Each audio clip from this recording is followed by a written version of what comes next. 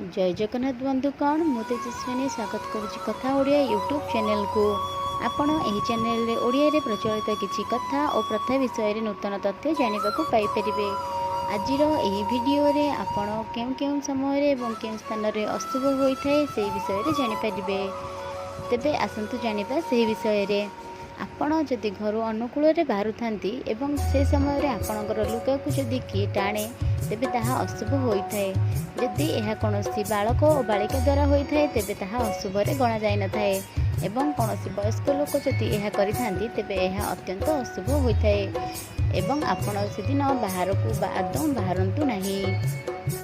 आउ गोटे कथा मन रखंतु, जदि कौनसी बाहागर बरजात्री बा प्रसेसन जाउथिबा समय रे विपरीत दिगरु शब जाउथाए तेबे ताहा विवाह कार्य रे अशुभत्व एवं विघ्न देखा जाइथाए।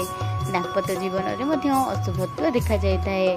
जदि कौनसी घरर छात उपरे गंजा कुकुड़ा बसी थाए किंबा राबु थाए आपण सेही समय अनुकूल रे जाउथांती तेबे सेदिन प्रबल वर्षा होइथाए।